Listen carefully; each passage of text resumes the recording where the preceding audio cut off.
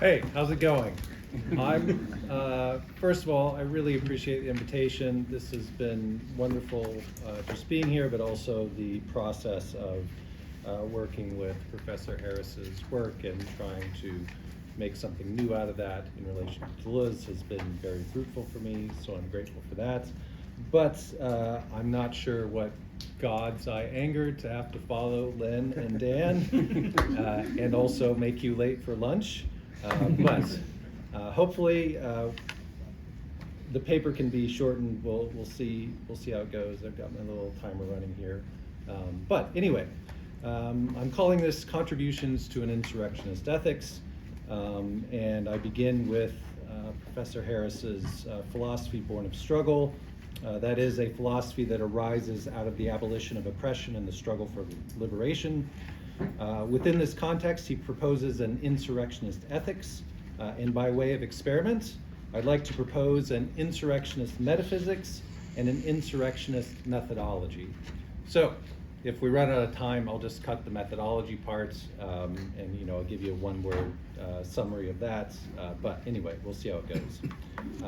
But I'd like to propose the insurrectionist metaphysics and methodology as subordinate corollaries to an insurrectionist ethics. That is, I see the metaphysics and methodology as grounded in the ethics rather than arising from the metaphysics or the methodology. A larger project might engage with the precise relations of entailment among these three modes of thought, but for purposes of this experiment, I will take Harris's claim that a, quote, philosophy that offers moral intuitions, reasoning strategies, motivations, and examples of just moral actions, but falls short of requiring that we have a moral duty to support or engage in slave insurrections is defective. I'm going to take that as just axiomatic ground. That's just where we start. Here, Harris gives us a devastatingly precise way to distinguish defective philosophy from wholesome philosophy. Does this philosophy require us to support slave insurrection or not? Notice that this is not an anodyne universalism that would simply affirm the freedom and equality of all.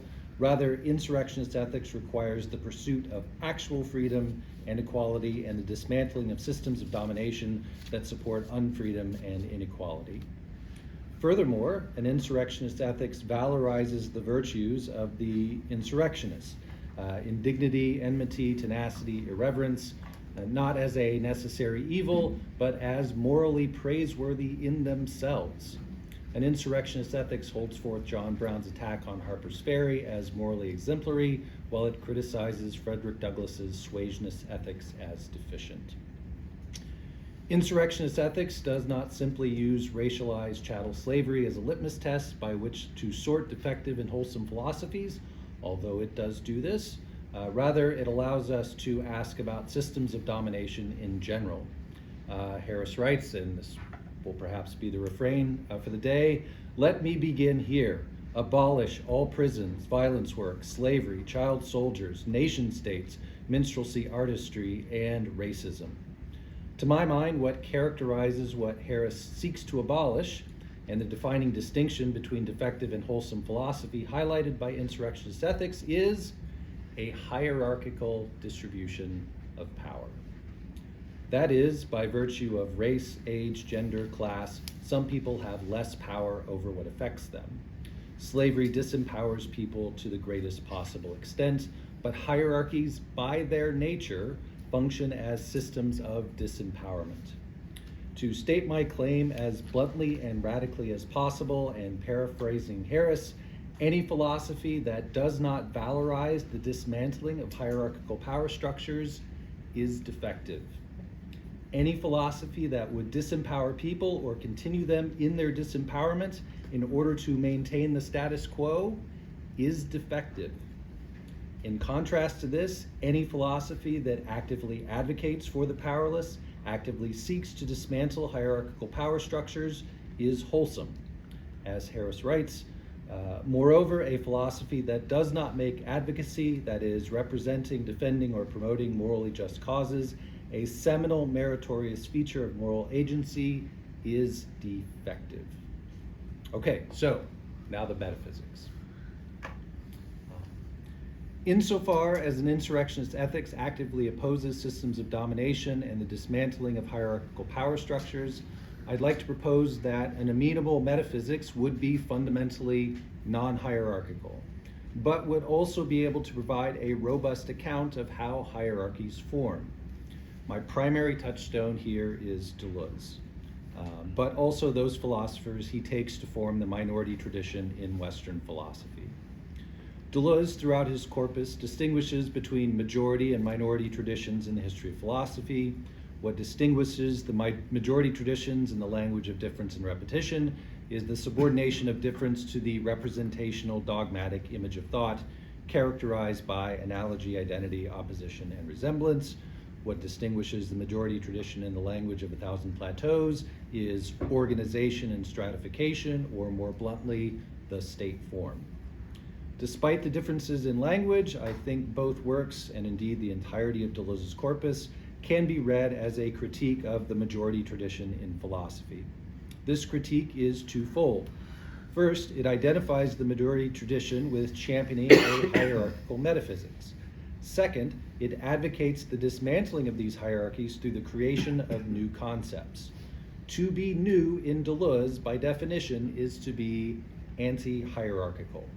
So these are sort of outrageously provocative claims, but I'm rolling with them. The metaphysical question around which all of this turns is the question of order or stability. That is, one of the basic concerns of any metaphysics is accounting for both the origin and nature of the order that we see and how change arises. The dominant tradition proposes that stability and change exist distinctly from one another, and that stability is an external imposition that limits change. For example, think of Plato's forms and their stabilizing function in relation to an ever-changing nature. This notion that the principle of order must be exempt from the vicissitudes of nature and human history, of course, predates philosophy by millennia. We can see it in the creation myths throughout the Mediterranean and the Middle East. Chaos is first, and the gods impose order on it by dividing it. Subduing chaos, limiting change is a leitmotif that runs through ancient religion and becomes, beginning with Parmenides, the majority tradition in Western philosophy. I submit that this is, in fact, a hierarchical and theological deployment of philosophy, one that would have a difficult time supporting an insurrectionist ethics by its own lights. In contrast to this, the minority tradition does not see order as an external imposition on a recalcitrant nature. Rather, it sees both stability and change as the result of natural processes.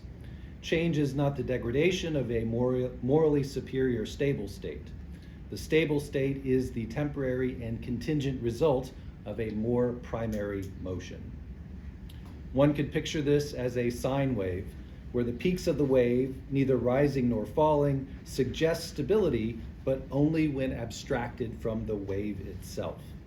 This abstraction has been the fundamental failure of the majority tradition, not only because the abstraction obscures the underlying process, but also because it privileges the point of stability and treats the rest of the curve as an aberration. This privileging of the point of stability installs a hierarchy and often entails an ahistorical essentialism. The minority tradition provides resources to combat this hierarchical construal of metaphysics. As Jean-Pierre Vernant shows, the origins of philosophy begin with the attempt to remove the origins of stability from Mount Olympus to some natural process. By the time we get to Plato, though, he insists that the project of philosophy is discovering the non-natural source of stability. The minority tradition and minority readings of the majority tradition keep returning us to this fundamental insight. We can see this in the Clinamen of De Rerum Natura, which argues that in the turbulent swirl of bodies in the void, occasionally stabilities arise, but all stabilities are mortal and natural. Spinoza's conatus, Nietzsche's will to power, Freud's unconscious, Bergson's duration, percolation, and Michel Serre. Deleuze's difference in itself, Deleuze and Guattari's desiring production in Anti-Oedipus, and assemblage in 1,000 Plateaus. We can also see resistance to locating stability outside of natural processes in other fields. Differential calculus, fractal geometry, topology, Prigoghine's work on the order of dissipative structures, biological evolution, the art of Paul Klee and Francis Bacon, Messiaen's music, Proust's literature, the anthropology of Pierre Plastos. Deleuze takes up all these sources and more in what can be a whiplash-inducing romp through intellectual history. If we take up the framework of insurrectionist ethics, I think we can gain some purchase on Deleuze's project. I'd like to suggest that it's best described as a horizontal or non-hierarchical metaphysics. That is, Deleuze sees one of the primary tasks of philosophy as, quote, hunting down transcendence, wherever it is found. Spinoza is the prince of philosophers because he most ruthlessly carries out this task. In what way, though, does Deleuze articulate a non-hierarchical metaphysics? While there are numerous entry points, I'd like to use a simple illustration from his and Guattari's discussion of space from 1,000 Plateaus. Deleuze and Guattari begin the 14th plateau entitled 1440, Smooth and Striated, by discussing the difference between two fabrics, felt and textile. So, many of you would be familiar with this, but for those of you that aren't, textiles are produced by holding vertical threads, the warp, in tension on a loom. Horizontal threads, the weft, are then passed above and below the vertical threads, creating a fabric. While textiles can in principle be produced of any length, they are limited in their width by the width of the loom. Furthermore, the strength of the fabric depends on its striation. That is, the coherence of the fabric depends on the fact that the threads run perpendicular to one another. The distinction between warp and weft must remain rigorous, or the textile will become unraveled. Textiles then give us an image of what Deleuze and Guattari call striated space. For my purposes here, I suggest that it gives an image of a hierarchically organized space. The weft is subordinated to the warp is subordinated to the loom. The textile is a function of these externally imposed limitations and mirrors these limitations in its very construction. Felt, on the other hand, is produced by pressing together, often wet, fibers of animal hair. Through pressure and agitation, microscopic scales on the fibers cause the fibers to bond with one another to create a fabric with numerous remarkable properties, especially insulation. Unlike textiles, felt can be expanded infinitely in any direction. There is no limit to its length or width. Furthermore, it does not require a warp to organize it. Indeed, its strength depends on the fact that its threads are oriented in every possible direction rather than just two. In Deleuze and Guattari's language, felt is constituted by a set of consistent but not homogeneous connections among fibers. This consistency creates stability, but this is distinct from the organization of a textile. These are the characteristics of a smooth space. It is important to note that while one can distinguish smooth and striated in principle, our experience is always one of mixture. In 1,000 Plateaus, Deleuze and Guattari call these mixtures assemblages. For my purposes here, in gesturing toward an insurrectionist metaphysics, my contention is that beyond noting that felt is non-hierarchical and textiles are hierarchical, Deleuze and Guattari not only make us aware of the existence of non-hierarchical space, but they provide an account of the production and transformation of both hierarchical and non-hierarchical space. This is important for two reasons. First, the existence of non-hierarchical space or any non-hierarchical consistency suggests that the traditional metaphysical account of order, in which order is imposed externally on an unruly chaos, cannot be the only source of order.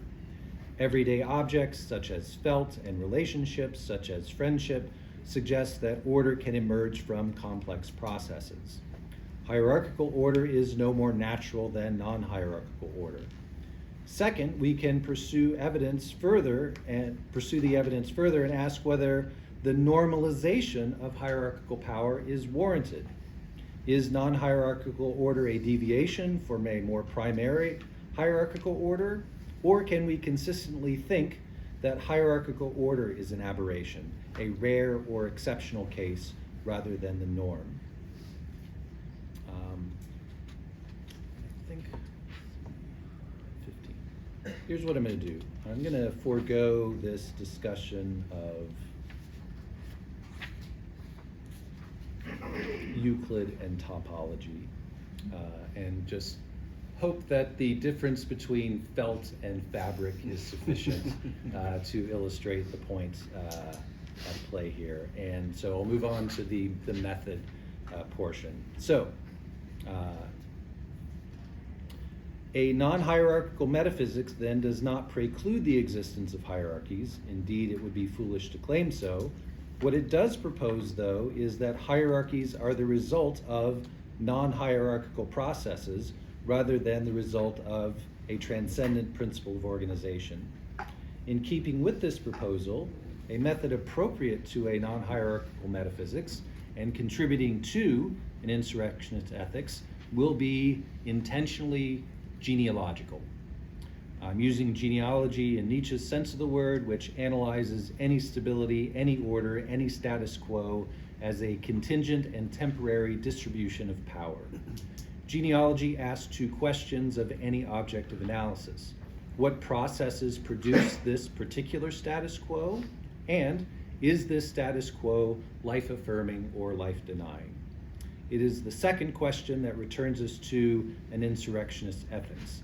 This allows us to move from a non-hierarchical metaphysics to an anti-hierarchical ethics. The genealogical method has been taken up by numerous thinkers since Nietzsche, most notably Foucault, but also thinkers analyzing the systemic nature of racism within Western philosophy, such as Achille Mbembe and Sylvia Wynter. I would even suggest that most thinkers with a non-hierarchical metaphysics end up with a genealogical method because they have no recourse to transcendent principles. Thus, for example, in Book 5 of De Rerum Natura, Lucretius gives us a genealogical account of language and politics. Truly extraordinary. Would highly recommend. Mark Fisher articulates this focus clearly in Capitalist Realism.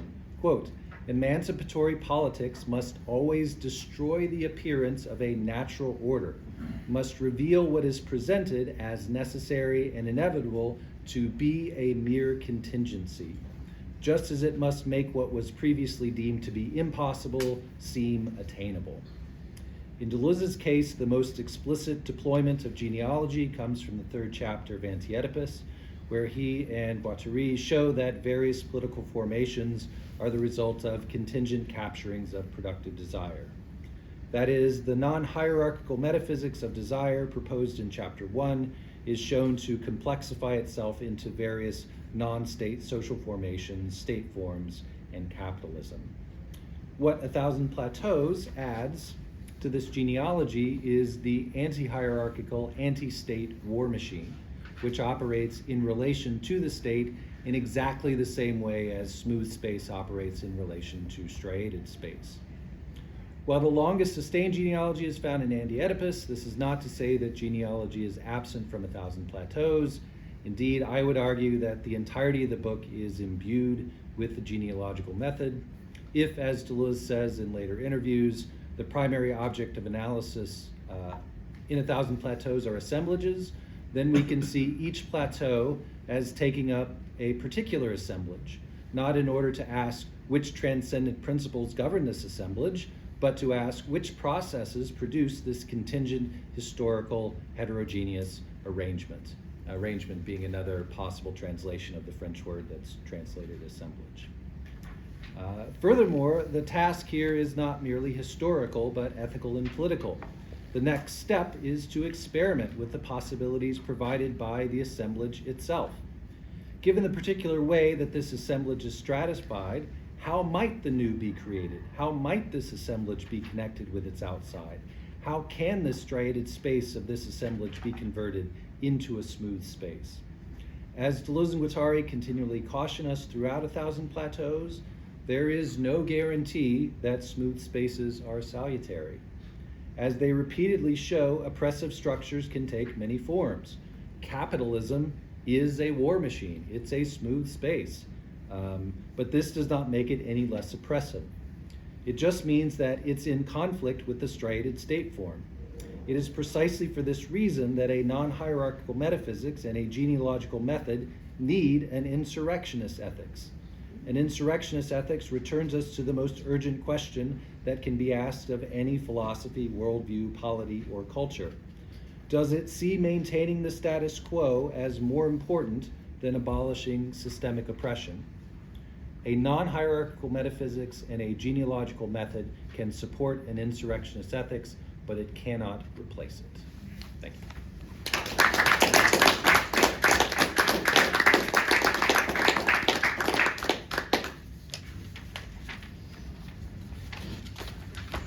Yeah. Great talk. I wanted to get to something you said at the end, right? Capitalism is a war machine. Yeah. So, is that like a war machine that's appropriated by the state apparatus, or not? No. Okay.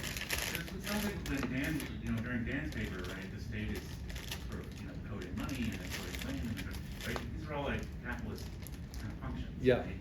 So, could you maybe, I don't know, square?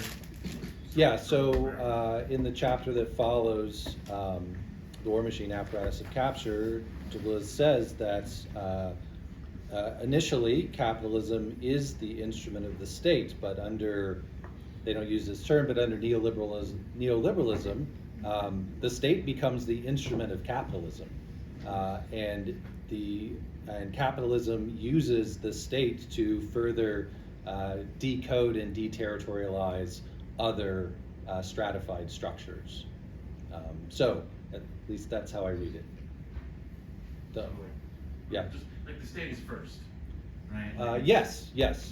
Historically, the state is first. Capitalism arises within the state, but then capitalism becomes a war machine that takes over the state, and that's our reality right now. That the state will bend over backwards to not, interfere with the market, and the state will, intervene with other states to ensure that, our interests are supported. And what they mean by that is, can our companies continue to do business there? And just to, I don't want to take too much time about Yeah. it, but, and then the insurrectionary sort of ethos, that is a sort of appropriation of a war machine against that war machine. Is that? Yes. Okay. Yeah, I see an insurrectionary ethics as a war machine against all forms of oppression, regardless of whether that oppression takes a hierarchical form, like in systemic racism, for example, or whether it takes a more subtle and insidious form, like a war machine. Thanks. Yes. Again, thank you for the talk. I went here, Purdue, and we had a bunch of analytic, very theological Christians teaching in our department, and so I was traumatized. So when I hear metaphysics, I think it was a certain type of thing. I think it was a certain type of thing. Yeah, there's a reason for that. What I've learned from Deleuze is that there is we're not looking for that transcendent. We're not trying to establish that ultimate beyond the Nope. Yep. So help me to understand. Notice I'm traumatized. What are we doing when we're looking for metaphysics to attach to this insurrectionist ethics? So it's not the thing I'm worried about, but what are we doing when we want to establish some metaphysics? I think the simplest way, I just return to some language that I used in the paper, right? I think a traditional metaphysics, the traumatizing kind, the theological kind, is one that says, yeah, there is this transcendent principle and that's what's ordering things. And Deleuze is asking a question that's not original to him. You find it in Epicurus and Lucretius, like, well, what if order doesn't have a theological source? Like, it's very clear that things are stable and things also change. Metaphysics would be an account of that, but this kind of metaphysics would seek to account for that ratio of stability and change that we see in the world in terms of ongoing processes, right? And so the stability, the order is always the result and not the origin of these processes. So I feel like it didn't quite give you what you wanted there. I mean, I think I get it, but, so it's we're giving a genealogical account of how we got here. Yeah. But also recognizing that there are multiple other ways we could have cut up the world ontologically. Sure, sure, right. And So the one we're coming up with isn't necessarily right, it's a story we're telling. right, and I would say that it's precisely that requirement of genealogy which prevents any given stability as being seen as natural or God-given. And it's precisely that can motivate and create space for political action and resistance. Thank you. Well, after the Okay, go ahead, Lily.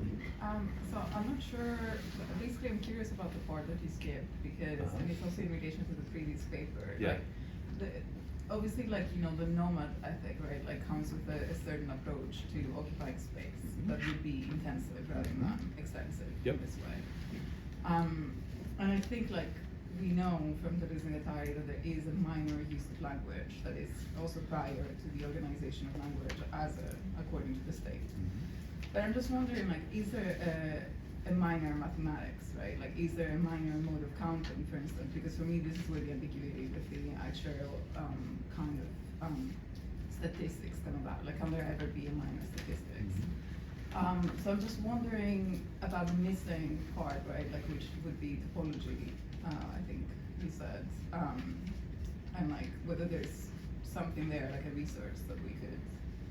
So, yeah, I'm gonna quickly go well past anything I should be speaking publicly on, but I would say both topology and calculus would be examples of minority mathematics, right? So that's why you have this long history of the calculus, and the way in which calculus was marginalized throughout most of its history. Like, yeah, it's not really math. Why? Well, because it deals with change, and it doesn't result in axioms, for example. And it's only until it gets grounded in set theory that it's sort of taken seriously as real mathematics. Meanwhile, everybody continues to use it because it works, right?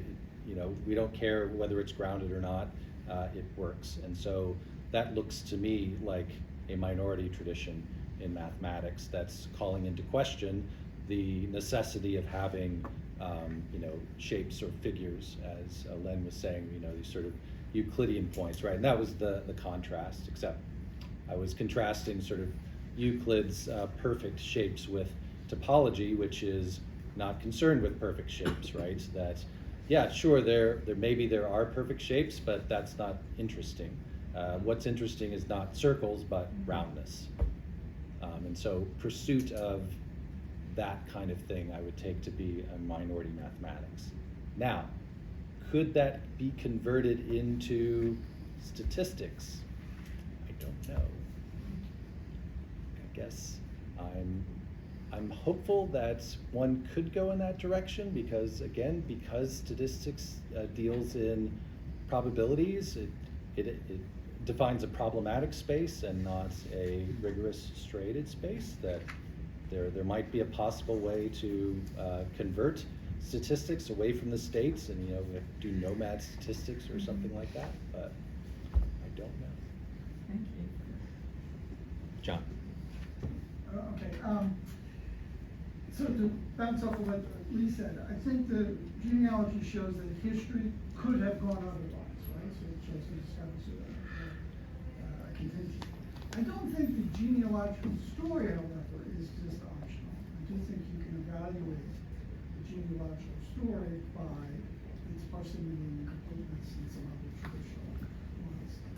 And also that, so I think it is relative to its goals, but I think by virtue of it, how it works, you cannot tell a genealogy that naturalizes the process. So all genealogies, I think, are going to